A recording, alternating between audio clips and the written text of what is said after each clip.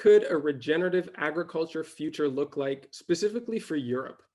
And what's the vision that you have that you would hope to see realized in the near future? If we could start out with Richard. Okay. Hey, Oliver. Nice to see you again. Hi, everyone.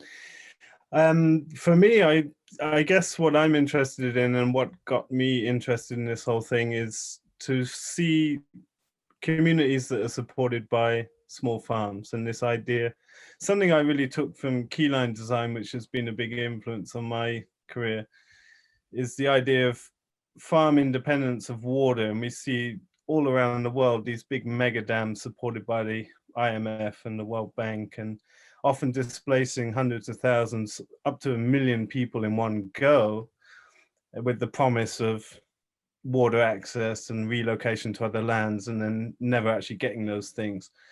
But we don't need those big mega dams. We need thousands of small water resources governing the living populations. And I see farms in the same light as that. We need 100 or 1,000 small farms around a city producing its food and reintegrating the resource base around the people that are gathered in that watershed, hopefully. One of my great ambitions was to write a book in a kind of wistful way about a keyline plan for the whole of the United Kingdom. That was going to be like my parting gift to the world.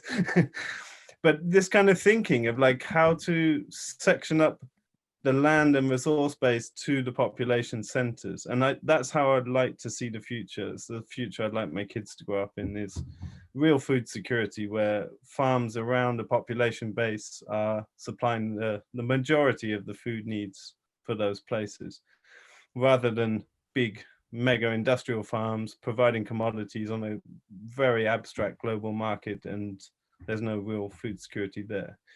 So that's that's what I would like to see, is lots more small farms taking and working together interdependently, not trying to be an isolated island, but starting to communicate and to work together in a different way. And I think that's the next step for these small regenerative farms, is how do we work together in a much more cohesive way. Benedikt, would you like to build upon that statement? Yeah, sure. First of all, thanks for the invitation and hi to everybody. I think, what we really have to take into consideration is sort of the context and location specificity of farming, right? Because the needs and the situations are just so fundamentally different from place to place, not only from the sort of soil and climate factors, but also from the kind of values that you have, the kind of machinery that you have, the kind of risk return profiles you have, and so forth. And I think this is something what we really have to keep in mind. And I think in addition to that, of course, we have to talk about somehow forms of support, so some sort of subsidization programs. And I think my ideal, let's say, vision of agriculture in Europe would be to not only, let's say, monitor and monetize the true cost of the production, but also think about the real values that are already being created by different farming methods, because I think this will bring a natural energy and movement towards farming methodologies that actually do carry account of the soil and the biodiversity and the nutrient density of food and so forth. And I think, technology brings in such an amazing potential to really overcome some of the things that we weren't at all possible to monitor. And I think technology, if it's not being developed out of an exploitative understanding of ecosystems, it can actually help us immensely in finding ways and helping farmers to find their context and location specific ways of agriculture that, let's say, as the least common denominator can, at least build soil. And then of course you have derivatives of it which go more into biodiversity, but always in relation to the potential that you have on your specific areas. Very well said.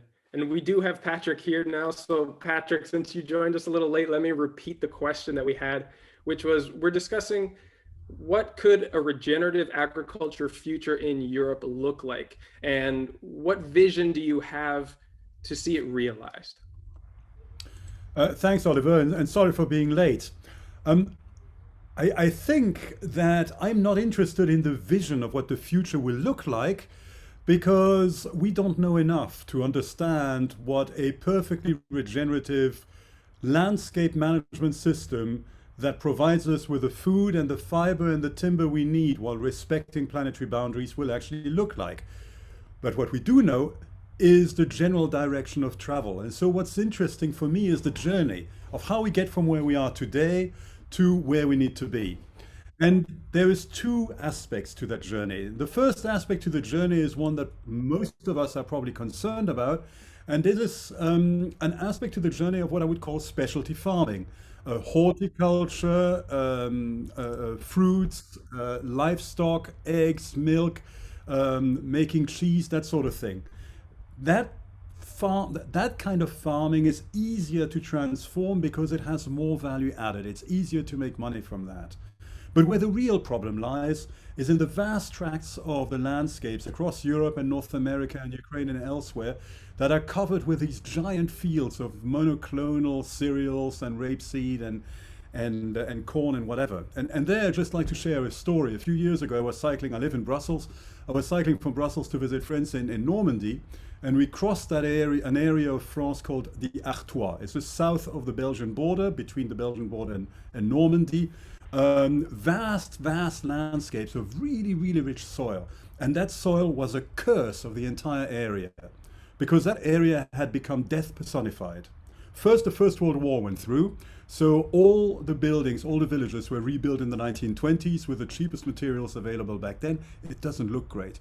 Second, all the farms died and were replaced by giant fields with very few farmers, because with modern farming, it's easy to manage enormous tracts of land with machinery and one individual.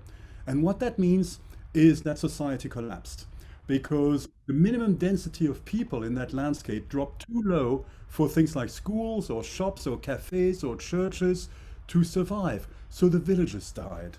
And so now the people are leaving because no person of your generation will want to stay in that landscape to farm your father's land, simply because it'll be impossible for you to settle down and have a family. There are no shops, there are no schools. It's like living on the bloody moon.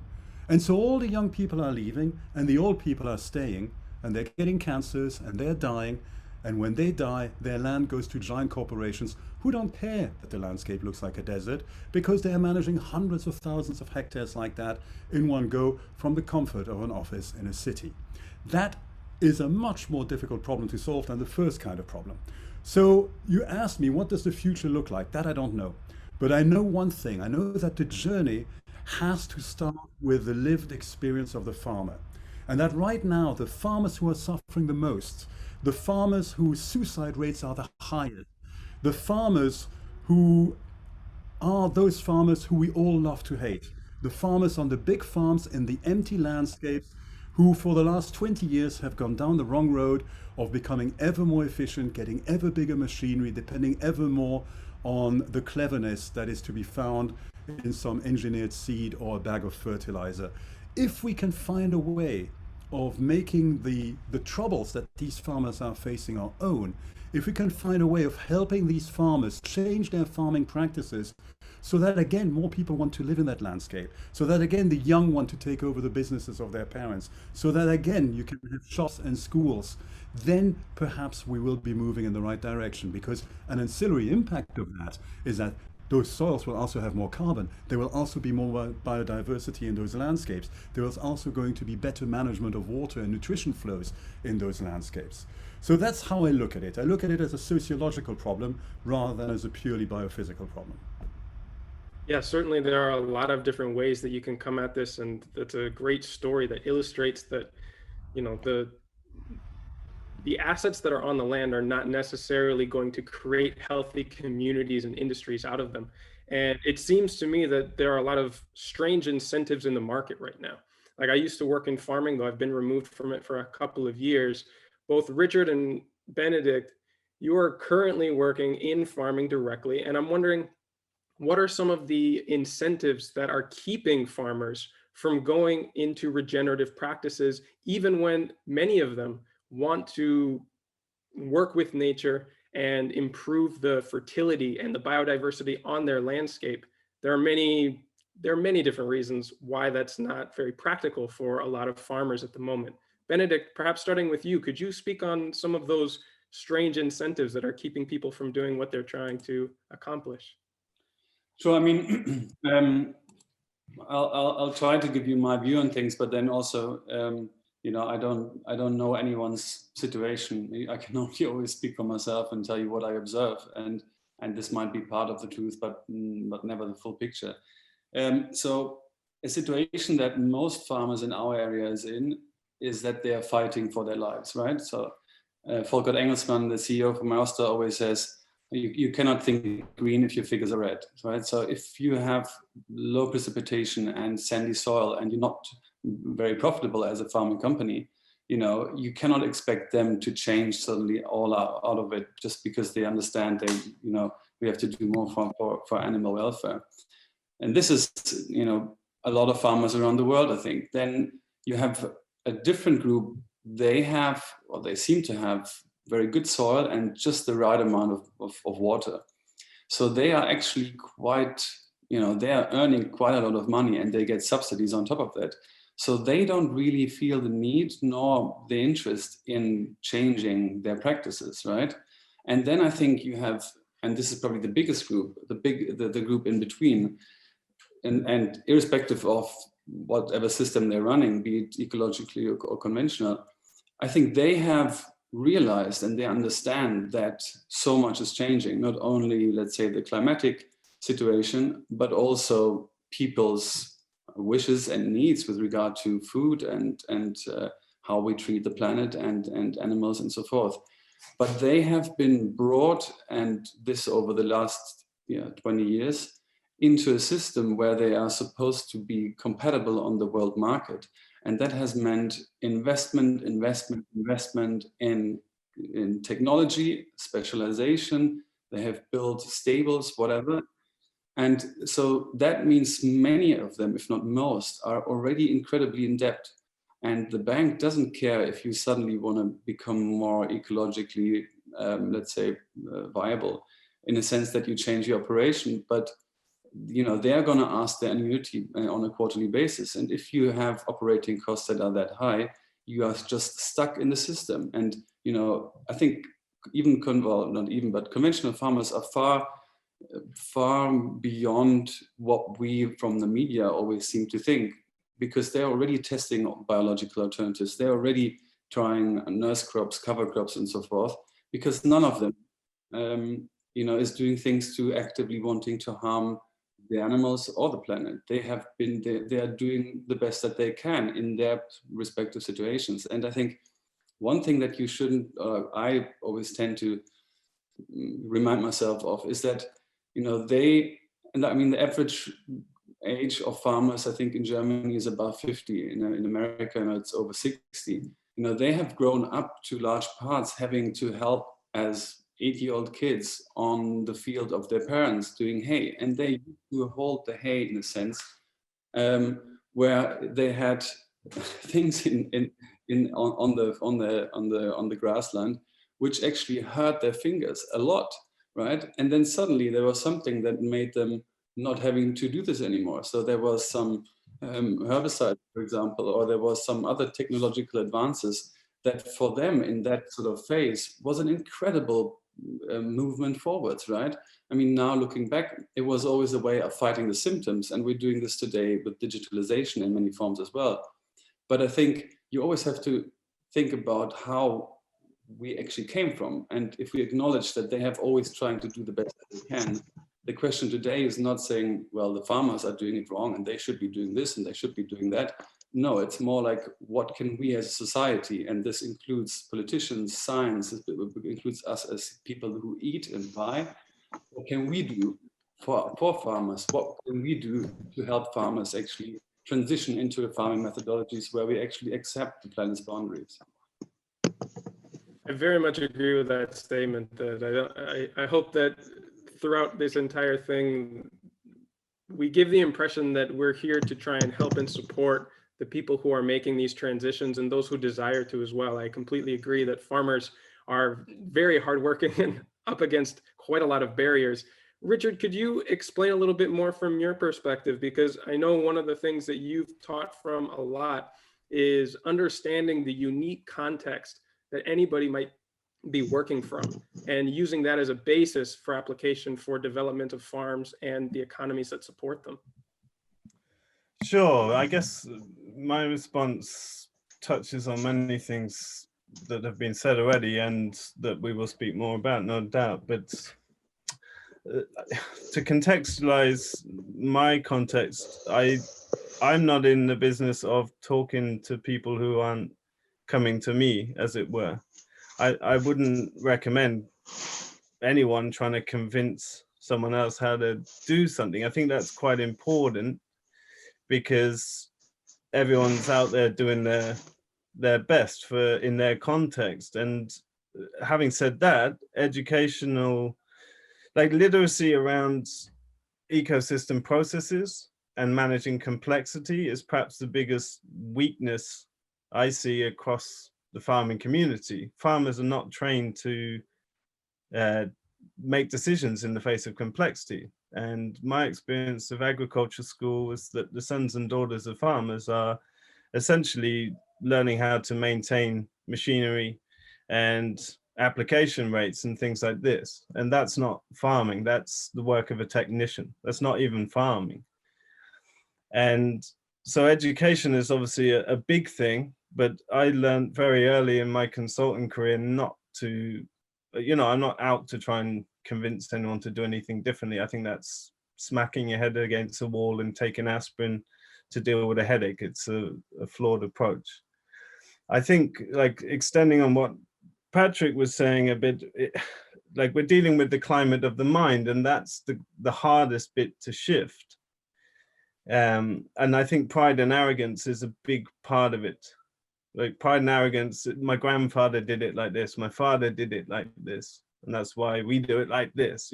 There's so many disastrous farming practices that are just based on lack of knowledge. And I think that, yeah, education's a big part of my own pathway, but I think it needs to be very carefully tuned to time, place, and circumstance. And I don't know how you address that on a society-wide scale, because it doesn't work like that. And that's the problem with our institutions also, which by nature and through history are only moving with public opinion. And the leaders in this field are generally not coming out of institutions. All of the farmers that inspire me didn't go to agricultural schools. And that says, there's a lot to reflect on there. But from an economic climatic perspective, I have quite a different view to Benedikt. I think, there's a lot to be said for the hustling spirit of entrepreneurship, and if you're a commodity farmer producing a commodity crop, then, you're setting yourself up for bad business, essentially. I mean, I always think about this dairy farm that's set up the same month we set up our farm about 4 kilometers down the road. And they are a typical modern dairy. They've invested 10 million euros. It's a robotic, fully modern dairy where animals are not outside and forage is brought to the animals, and they win awards for the highest production per cow.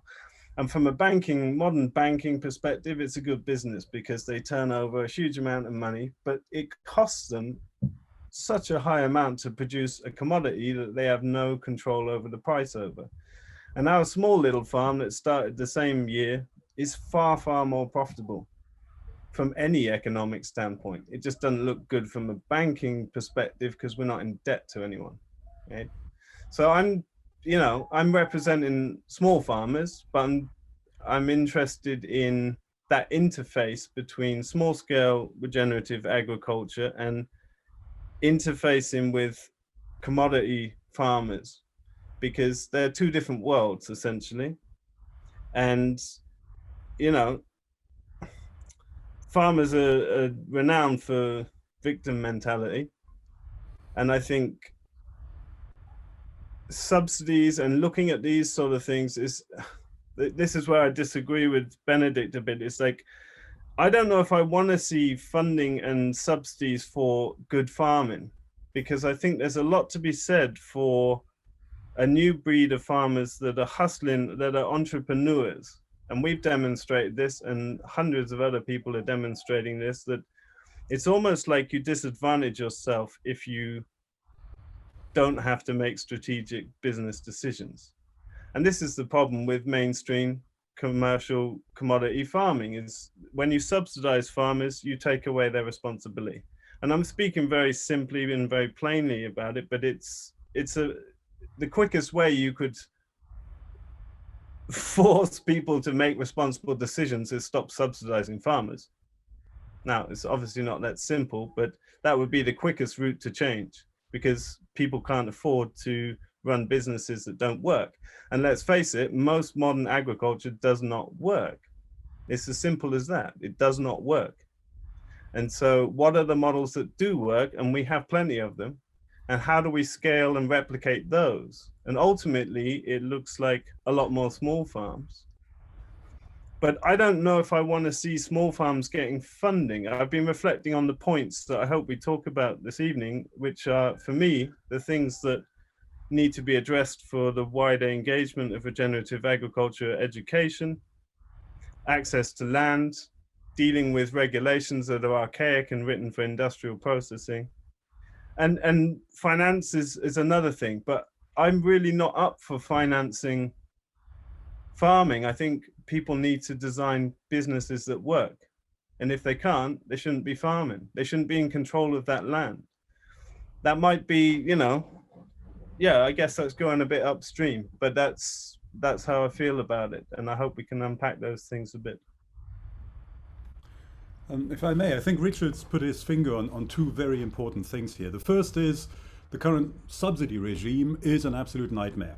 It is a nightmare because it keeps a lot of farmers suckling at a public teat where they are unable to take strategic decisions. But it is even more of a nightmare because the rules and regulations attached to that to those subsidies are so complicated that it prevents farmers from truly innovating. Right? I'm the president of the European Agroforestry Federation. We know, we've got the science, we've got decades of studies to prove that you can completely revolutionize your farming systems, make it more resilient, more efficient, better for the planet, whatever you like, if you simply start mixing it up with trees. But you might lose your Pillar 1 payments, and so people don't do it. So in an ideal world, I think we would all agree it would be much better if there were no subsidies. But we do not live in an ideal world. We live in a world in which subsidies are going to continue being paid. And so right now, the good farmers are competing against bad farmers whose lack of good farming is subsidized. And I would much rather have the subsidies flow into the pockets of the good farmers than flow into the pockets of the bad farmers. And there we reach the second problem that you alluded to earlier in your talk, which is that right now, farming as an idea is completely controlled by the only part of the farming value chain that is making money hand over fist. And that part are the seed breeders, the fertilizer makers, the pesticides and herbicide sellers. It's an oligopoly of less than a dozen companies worldwide that are selling to every commercial farmer around the world. The profits are measured in tens of billions of dollars a year, and a significant proportion of these profits are used to ensure, one, that the profits keep flowing, which means an enormous amount of lobbying, which means writing legislation, which means convincing leaders in parliament and in government that this is the only way to farm. And the way you do that is not even by lying. The way you do that is simply by controlling the discourse. When you have that much money, you control what gets taught in the universities. You control what appears in the farming magazines. Hell, in a number of European countries, the farming cooperatives, the bodies supposed to represent farmers, are selling this stuff and have in effect become part of that machinery. We know the agroforesters, the permaculturalists, the holistic grazers, all the regenerative agriculturalists, these hundreds of different kinds of farming that are being trialed across our continent and worldwide, that these things work better. They generate more resilience. They cost much less to put in place. As Richard said, you end up being more profitable, even though you invest a lot less money. But getting that message out in an environment which is completely controlled by an industry that has an interest in getting farmers to borrow 10 million euros to put in place a robotic dairy shed in which the cows never go out is always going to be difficult. So the question is not which farming system is better or worse. The question is, how do you get the message out into a landscape in which subsidies encourage you to farm badly, and in which the discourse is controlled by an industry that encourages you to feed badly, in order to get more farmers to dip their toes in the pool and try to do things a little bit differently? That to me is a fundamental question. Before we move on to another topic, Benedikt, would you like to respond to some of those statements? Yeah, sure. I mean, I don't think necessarily that, you know, my opinion is that different to Richard's. With regard to, you know, in a perfect world, I'm not a fan of subsidies at all, but we have to acknowledge that we live in the system that we live in, and we have to acknowledge that the farmers that are in that system, they are caught in the system, and they cannot just simply switch that. And it takes new knowledge, it takes new forms of investment, it takes new forms of being able to talk about the produce that you produce. And it just requires a huge new set of skill, like a new skill set. And if you've been doing this for many years, there's also an emotional factor in rethinking the way that you see what you're doing. Because if you suddenly change, or you acknowledge to change out of your system, this in line, or in a sense, means that you are saying, well, you know, this is what my grandfather or my father or me have been doing for 20, 25 years. It wasn't that good.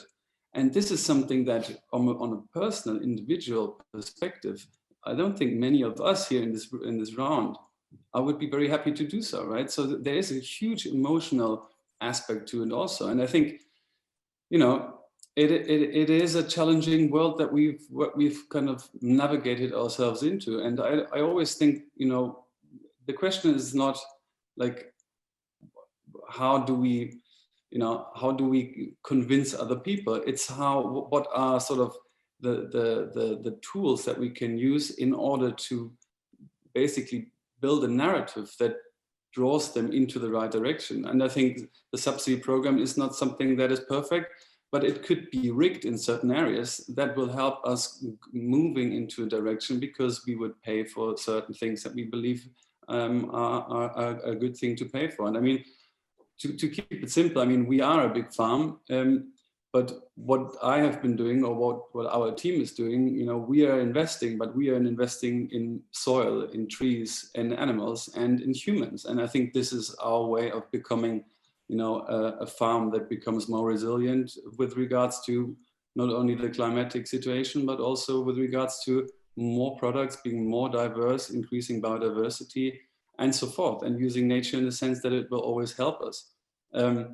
But I think, you know, we just need to have more of the different, let's say, data points. We need more sort of the scientific community, because we have huge structural problems. It's not only the farmers, it's the scientific community that today is mostly either, let's say, looked at through English citations or citations in English-speaking journals, or they are sort of valued by looking at how many capital they source from third parties, and that capital doesn't come from, in most parts, doesn't come from a family farm in Oberammergau, but it comes obviously from the industry.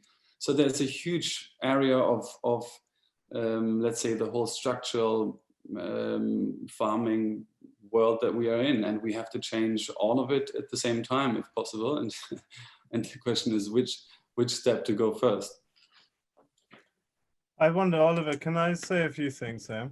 Yeah, go ahead, by all means. Thanks. I feel like I can totally resonate with what both Benedikt and Patrick saying. I think it needs a bit of systems thinking approach to try and organize the network of who are the right people for the right job, because we need people empowered at every level of this. Like there's like my role is very specifically with getting particularly young people into small scale profitable farming. That's my job. And I'm not so interested in sitting on a board and talking to people that write regulations. That's not my role. I see the need for it, of course, but there's a need to organize our wider network to position the right people for the right tasks in those places, because it strikes me that a lot of these things are more malleable than they might appear. And I'd like to just bring up a few examples of that, specifically around regulations.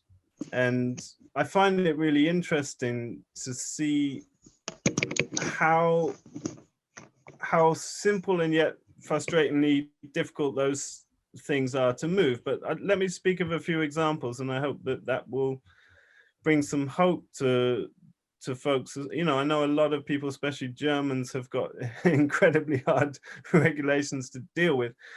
But when I moved to Sweden, I set up enterprises that are quite common in the States and other places, but Sweden, I would say, is 20 years behind the rest of Europe. And so the pastured poultry enterprises we ran here had not been run. No one had even played around with those ideas. And when we set up eggmobiles, for example, there's been a whole lot of issues that different people around Europe have had copying that model and pushing up against regulations, specifically around scratching space under their eggmobiles. And I know Germans particularly have an issue with this. But this year we had a training around pastured poultry where 15 Swedish producers came, and we got to sit down and really talk about the nuances of regulations. And what transpired is that Sweden is now changing its regulations around the supposed scratch space under eggmobiles that are totally unnecessary. They're needed in industrial barn settings, but they're totally unnecessary in an eggmobile setting where birds are outside all day and come in to sleep. For example, you have to have food and water in their shelters. But in reality, our birds only go inside when they're asleep. So they have no need for water or food. That's just totally nonsense. You know, they're not eating or drinking at night. And what's happened is that they've actually started rewriting the regulations. And last month and the month before, they've updated their policies. And that has only come about because we moved here, set up eggmobiles, and 50 other people copied that. Right? So that regulation is shifting, and that's not nothing, right? And then another story from this summer, talking with a lady that runs an organic meat distribution company who sits on the board for like organic farmers, who they talk to the government and bodies. They had an interesting story where here in Sweden, obviously it's very cold in the winter, long, deep snows. And we have a regulation, we have EU regulations, and then we have Swedish regulations on top of it. But we have a rule that all animals must have access to indoor spaces all year round, which is totally nonsense. And we have hardy species here that actually don't want to be inside. So we have hardy native pigs, cows, sheep that choose to be outside the whole year. And if you give them a shelter, they never even use it. So this has been something that the organic farming bodies have been trying to push against government to say, hey, we need to change this. And interestingly, all the parties in Swedish government said, yeah, we'll change this, except one who only got the notes for the meeting the night before voting. And so they stood against it because they hadn't read it. And that just shows how fickle sometimes these processes are. Right? And I could say the same about the slaughtery we built on our farm, which is Europe's cheapest approved slaughter facilities. That's opened up the doors for dozens of other farms to do that. And the reason I'm saying this is that some of these regulatory things are very malleable, and it needs people on the ground changing and actually just doing it. And people that are smarter than their inspectors, who are willing to treat their regulators and inspectors like colleagues and part of their community. you know. When I set up our farm, I knew there were two routes. We could follow the Joel Salatin American route and try and work around regulations, or we could say, hey, these are people that are in our community and they're part of our world, and we could treat them with the respect of we would treat anyone. And that's proven to be a better way to build a business, and more successfully socially too. But likewise, I think, you know, that's the layer and level that I'm working on, and that's needed too. And then we need that at the people sitting at the board level, talking in between farmers and government, etc. We need people at all those levels. It's not we need one or the other. We need all of it, and that's something important to think about, I think. It's a very good point, and it kind of brings me to what I was going to ask, which is, with so many different factors influencing the farming community and the farming industry, we talked about, you know, larger agribusiness, commodity crop prices, regulation from governments. It starts to become sort of a chicken or the egg question as to what influences what first, or what can start the ball rolling in order to influence the culture of farming and the industry at large into shifting into something that is much more ecologically sustainable or ideally regenerative. Perhaps, Patrick, could you give us some insight onto what you think is the starting point, or what is the linchpin that needs to begin to move in order to see larger change within the culture? It's an interesting one. It's really a chicken and egg question. I would say almost always it starts with understanding and knowledge. What Richard pointed out is that he came to Sweden and he introduced his eggmobiles, which nobody had ever seen before, because they're obviously a great idea and they work. People started copying it. At the same time, he was talking to regulators to change the regulations to authorize his new method of production in that context. The key here is that you had a farmer, Richard, that was already equipped with the right degree of knowledge, and who also had the social skills to socialize that knowledge amongst other producers in his landscape. And I would say very often that that is what is missing. Benedikt made that point, Richard made that point, that right now, when you go to agricultural college, you are basically being trained to be a glorified technician that knows how to fix his tractor, which is great. You do need to know how to fix your tractor, but there's a lot more to farming than that, right? And this bit, there is a lot more to farming than that, is what is usually missing. So I would very much encourage the people with an influence on the educational system to ensure that much more space is made in the curricula at agricultural schools, agricultural colleges, and indeed universities, to study the way ecosystems function, the way agro-ecosystems have to be managed, the way that different components of agro-ecosystems interact with one another, and the way they do so dynamically, not only across the seasons, but also under changing climates. You need to equip people with the knowledge tools they need to be able to read their land, so that their first reaction is not to reach for the machine or reach for the sprayer, but their first reaction is to try to understand what's going on and how they could tweak their system and what is happening on their land to minimize the need for further intervention. If you start with that educational component, you will have everybody having at least a basic understanding in the landscape of what agroecological approaches actually mean in practice.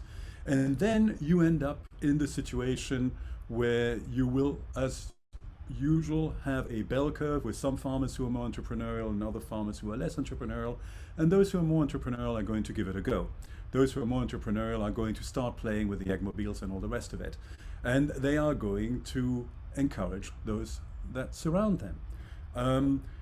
If you do that, and if that happens at scale, then the inspectors, the regulators, the private sector buyers, the value chain actors will begin to understand that these are techniques that are promising, and they will stop standing in the way and they will start becoming partners.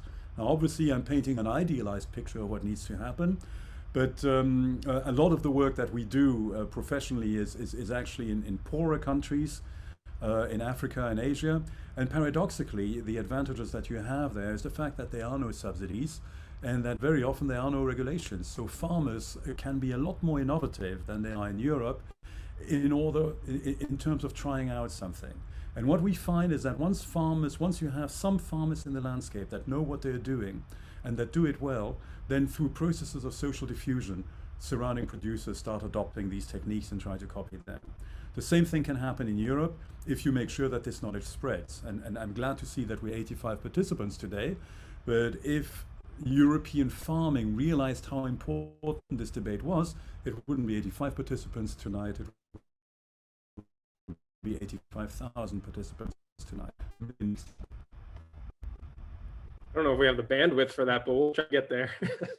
Benedikt, what about you? Can you tell us about some of the factors that you've seen that could help to move this initiative along that perhaps not everybody else is thinking about or are not as large a part of the discussion? I think the one thing that I observe on a very regular basis is, I think the most important part is how do we get producers or farmers out of their rat race, right?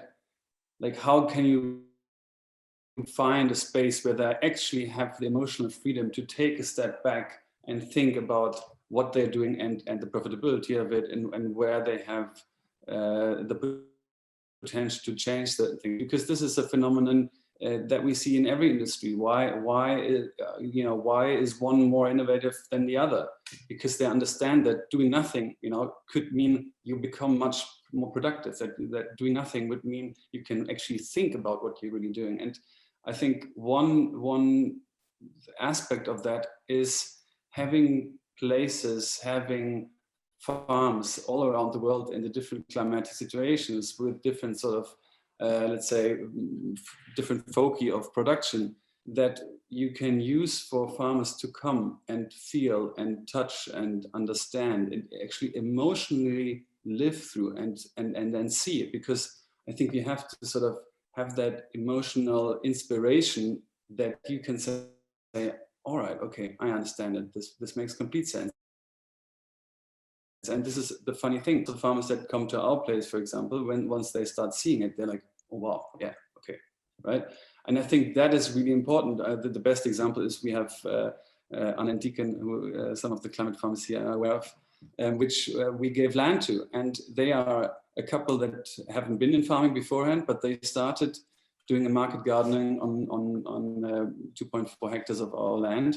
And it's incredible what they have done. It is beautiful what they have achieved and what they have built, and the produce that me and my family get. It's, it has such an incredible value. Economically wise, it doesn't make that much sense for us as a farm, but that's just a side argument.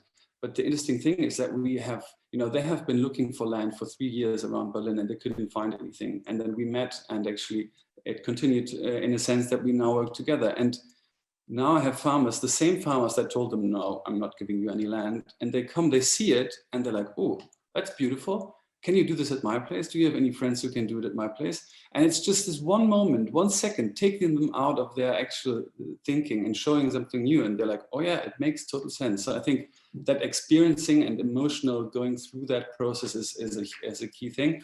And then of course, and this shouldn't be underestimated as well, we just need more sort of average calculations, average sort of in Germany, we have this company called Kuratorium für whatever Bauwesen. It just has basically averages of any form of production you can possibly think of. So if I'm doing agroforestry system with plums and pears and I don't know, something in between, what kind of hours do I have to calculate having to collect the seeds in order to plant the seeds? How many meters do I need? How many people, et cetera, et cetera, et cetera. So you can actually, when you plan, when you think about it, you actually have some real values you can work with, you can sort of use in order to find the concept for your area. Because as of today, especially in Germany, it's such a leap of faith. You not only have to basically be able to not wanting to take the subsidies, but you also have to basically do research and development, because there's not that much there yet available in the German context. And I think this is going to be crucial as well. So it's the average values and average calculation basis on one side, and it's like finding that space, that emotional freedom where they actually can emotionally live through some examples of what you can actually do. Now, I know all of you have played a big role in helping to disseminate some of this information and educate others on the potential of what can happen to your farm business in adopting these ecological practices. Perhaps starting with Richard, because you've been so prominent in this role as an educator through your Farm Like a Hero experience, which I've been on as well and got a lot out of. Can you talk about what it means to communicate the potential of regenerative farming and running this as a community service business that makes a meaningful income for the people who practice it? I think that comes out mostly, in the smaller spheres of the people we interact with. I think it's why I've always focused on the numbers, and the books I've written have been so detailed in time and motion studies and financials, because it's, certainly interacting with the youth of today. I mean, I still feel like a kid, but when I meet people 10, 15 years younger than me, I see that they're growing up in a very, very different world to what I grew up in. And indeed, the skills required to farm successfully today are a million miles away from a generation ago, And I think that a point that I hit on very early on was that I need to demonstrate viable economy to young people, or why the hell would they want to take on a decrepit piece of land and business, right? We need to be the rock stars in our communities. We need to be the ones that are like elevated because we're providing the food security. And I don't mean that in any ridiculous way. I just mean like we need to, farming, as Patrick said, it's got one of the highest suicide rates of any profession on the planet. It used to be the most noble profession of all. And so I'm very interested in, well, how do you restore that? And it comes to these three legs. It's got to be regenerating land. It's got to be good for the customers and providing something better than they can find in any shop or restaurant. And it's got to be financially good for me. I need a white collar salary because I'm working probably harder than they are. And I've focused on that. And I'm just thinking about, well, look, the enterprises I've demonstrated in our cultural and economic climate are things that average between 50 and 200,000 euros a hectare. So what about this for an idea for land access? Why don't we take, in England where I grew up, there was a paper put together by allotments. So everyone know an allotment, like a small family space to garden your vegetables, right? And all the allotments in the UK got filled up, and then people died and there was no one helping manage them. So then it would take years to get that space freed up for someone else. So some people I can't remember the name for people to look this up, but some people worked together to put together a paper that you could take to a farmer to get a lease on their land.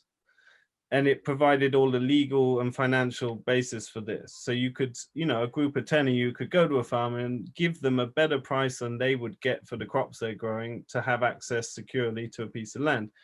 And I think this is an interesting idea. It's like the current average per hectare of European farmers is appalling. Like, it's not even business. They're basically losing money and getting it through subsidies. That's not business, that's shitty business, right? And so what I would like to see is more innovative land access schemes based around entrepreneurship and business, not funding young people to farm, because if you haven't got that hustle and you don't put that work in, you're not going to have that same drive that I see in the colleagues of ours that are successful. It's like we all started with nothing and we hustled, and that's a big part of the psychology of success, I think. So there's something important in there. And I think that's how I would like to see land transition away from bigger landholders. It's like the way to go, circling back to your question, is like how to influence them. Well, through my lifestyle and through the way I live. That's the way to influence them. Talking doesn't do anything. Not interested in it. It's like when they can see I eat the best food, I eat a whole human diet from my farm, and I have plenty of downtime. I have a beautiful family life with my kids around me all day. When they can see tangible things that are beneficial to them, that's when they start asking questions, and there's no discussion before then. But at the same time, to influence that further, what about innovative land access schemes where someone who has a better brain for legalities and legalese could put together country-specific forms where I can go to a farmer and guarantee them a better rate? Because the enterprises are proven, they're all over Europe. We know how to farm these things. We know how to set up markets. I mean, I'm in as rural a market as you could get. So it's replicable all over the place. Obviously, it's dependent on particular nuances to culture and time, place, and circumstance, but anyone with half a wit about them can work that out. And I think that we could be taking over underutilized farmland and resource bases, and that's a way that we could put more land into innovative farming and at the same time rub off more directly and influence our direct spheres, which is ultimately the only people we can really interact with on that intimate level. I don't know if I was very clear in that point, but that's something I'd like to explore more. Indeed. Unfortunately, we just have limited time. There's so many things I would love to explore with all of you here and even be able to open it up more to the guests. But as we're starting to run down on time, perhaps we could talk a little about what those of us who are not actively managing land or farming can do to help in this transition, especially from the perspective of those of you who are in farming, and Patrick, who has a better idea of things at the governmental level, the European Union. Perhaps starting with Patrick? You know that there was, for centuries, people were distrustful of democracy because they confused it with mob rule, and they idealized something that was first formulated by Plato, the Greek philosopher, as a rule by experts. We actually have something like that happening in Europe right now. These experts are people sitting in the European Commission. When I interact with people in the Director Generals for Agriculture, for Environment, for Climate, for Research, by and large, I am dealing with extremely well-educated, extremely clever, multilingual people who do not have a personal interest in pushing A or B, but who are generally interested in trying to find the right way forward. It's between that and reality that the sausage factory sits, Churchill's sausage factory, and that politics intervenes. And you have a classical example happening right now where the European Commission put some decent proposals on the table called the European Green Deal, the biodiversity strategy, the farm to fork strategy, and the politicians in the European Parliament and in the member states just immediately rowed all that right back to ensure that the status quo, business as usual, input intensive agriculture would not be threatened. So how do you help the experts prevail over the politicians is in effect the question you're asking me here. And there's two ways you can do that. The very first is to ensure that Richard's main argument becomes very widely socialized. This is not about making farmers poorer, it is about making farmers richer. It is about giving them a better lifestyle. It is about giving them more income, more resilience, better security, including financial security. That is absolutely fundamental, and that message has to be pumped out time and time again. The second thing is that all of us as eaters, as simple consumers, have to take the time every week, be it only for 10 or 15 minutes, to sign the bloody petitions, to write letters to our MPs and our MEPs, to make sure that the politicians understand that there is a large number of people out there who feel passionately enough about this that they're willing to spend some time interacting about it, even if it is not something that affects their direct livelihoods because they are not farmers themselves. Those two things would provide a countervailing force to the arguments for the status quo-ness of things. And those two things can work. For example, you find that in Europe, landowners are a very powerful group. Both the new corporate landowners and also the old aristocratic landowners that control most of the land on this continent. Now, what's interesting about this group is that they tend to have longer time frames, longer time horizons than people who are merely operating in the financial economy. They are not just interested in what's happening next quarter, they're interested in what's happening 10 years down the road. In the case of family-run businesses, they're interested in leaving good land in good condition to their children and grandchildren. And that is the third axis on which we can work. We can work with landowners to get them to understand that farming regeneratively is about protecting their capital base, not only to ensure their own income today, but also to ensure the income of their children and grandchildren far into the future. So 3 things. First, emphasize time and time again that regenerative agriculture is a way of making farmers more comfortable, better off, more resilient, richer. Doesn't matter how you describe it, as long as the idea is you're better off than being a conventional farmer. Second, ensure that the politicians understand that this is important and do it through the usual tools that the modern digital economy allows us, the petitions, the emails, the sharing stuff on Instagram, on Snapchat and Facebook and what have you. And third, I've forgotten what the third was. There you go, I'm forgetting my own summary. Oh, God, I hate being 55 years old. Your memory goes. Don't worry, we can hand it back to you if you remember in a minute. Benedikt, would you like to say a few words on the topic? Yeah, I think Patrick summed it up beautifully. I think the only thing that I would maybe add is, you know, showing a general interest in the topic and basically being more critical also with regards to many of the things that we today get from media. You know, if I think about, let's say, the whole vegan movement, for example, which, you know, I'm very aware that we of course have to cut down on the consumption of meat, and especially with regards to where that meat comes from. But we live in a really complex and difficult ecosystem, or thousands of ecosystems in that case. But we have to be more aware of, you know, there is no right and wrong answer in many of those situations. And, you know, having actually an opinion, I think you should also start looking into those kind of things and not just follow, just follow the hype, so to say. So I think there's a lot on the side of, you know, actually getting involved and getting, you know, actually informing yourself in a sense, right? And I think another aspect is,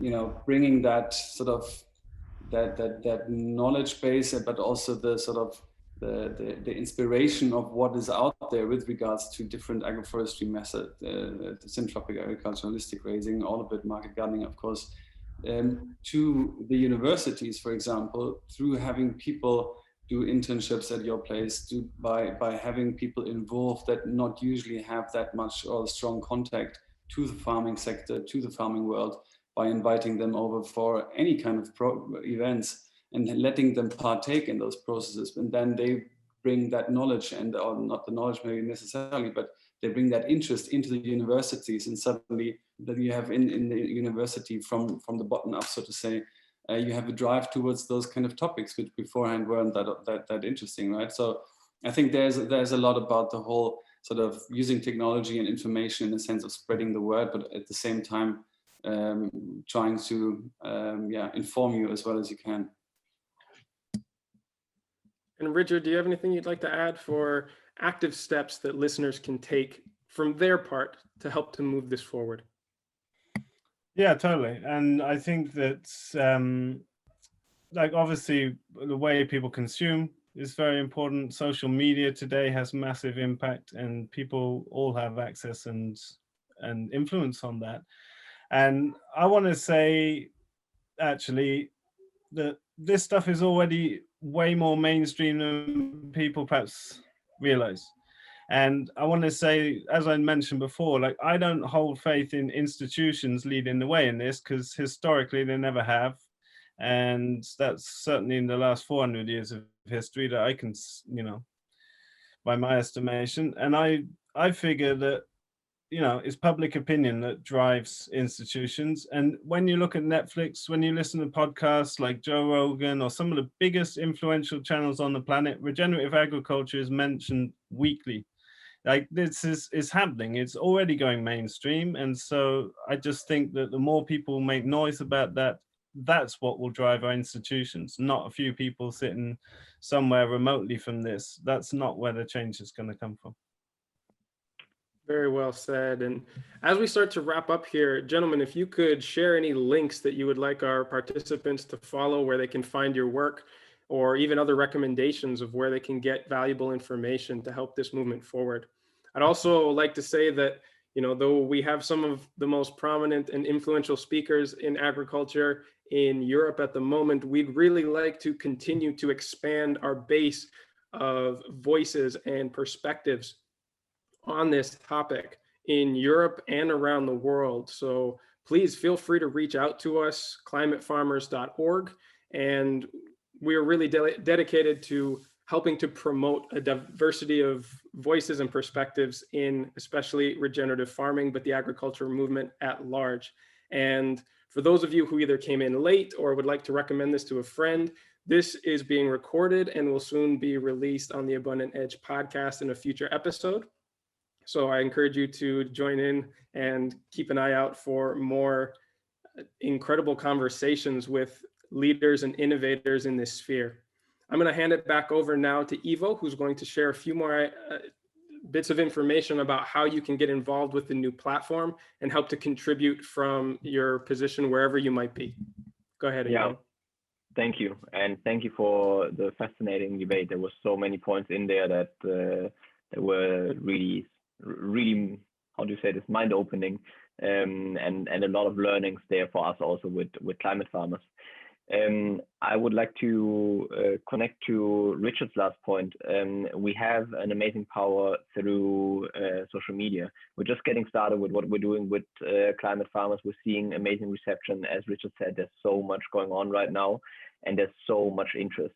So you can help us before you leave by using a post like the one that I just posted in the comment, and sharing especially the hashtag that we have there. I also posted before a hashtag that you can use for Benedikt, that is for competition, that would support both of us very much.